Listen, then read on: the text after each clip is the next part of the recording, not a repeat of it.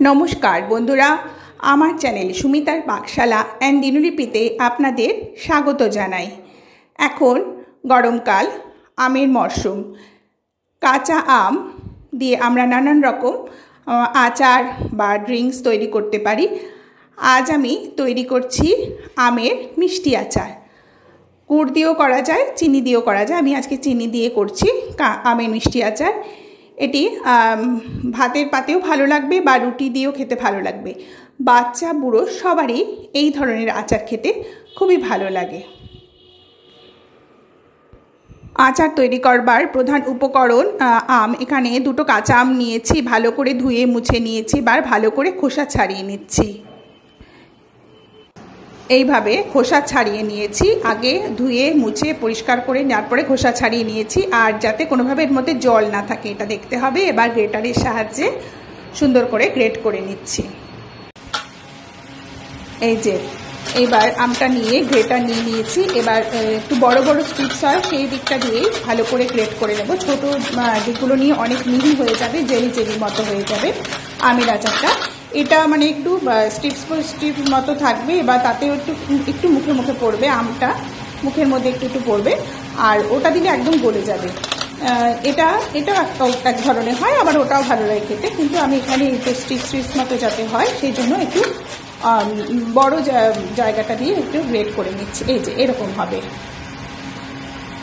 আমের কুচিগুলো। এই যে আমটা কুড়িয়ে নিয়েছি, এটা একটু মিষ্টি আচার হবে। এবার এখানে সামান্য একটু নুন দিয়ে দিচ্ছি। নুনটা দিতে হয়, দিলে মিষ্টির স্বাদটা ভালো বজায় থাকে। আর দিয়ে দিচ্ছি 250 গ্রাম মতো চিনি। সবকিছু দিয়ে সুন্দর করে আমটাকে মেখে কিছুক্ষণ রেখে দেব। তারপর আগুন আঁচটা দিয়ে তারপরে আমাদের আচারটা তৈরি করতে শুরু করব। আমার রেসিপিটা যদি ভালো লাগে তাহলে আপনারা লাইক দেবেন, শেয়ার করবেন, কমেন্ট করবেন, আর আমার চ্যানেলটিকে সাবস্ক্রাইব করে দেবেন, আর পাশে থাকা বেল আইকনটা প্রেস করে দেবেন। ব্যাস, এভাবে রেখে দেব 10 থেকে 15 মিনিট।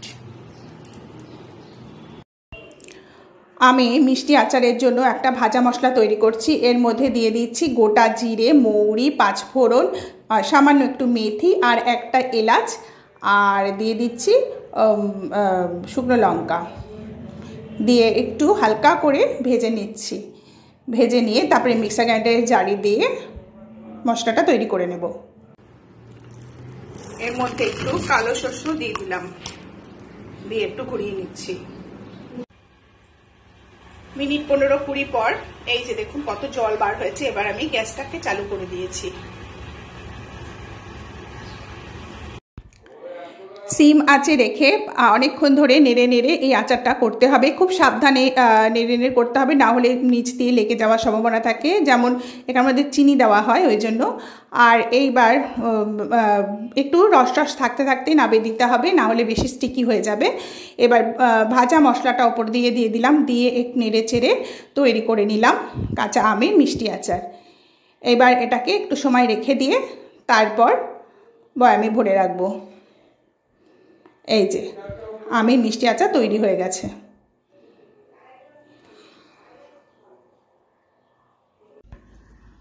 আমার আজকের রেসিপি কাঁচা আমের মিষ্টি আচার তৈরি হয়ে গেছে। এতক্ষণ আমার সঙ্গে থাকবার জন্য আপনাদের ধন্যবাদ।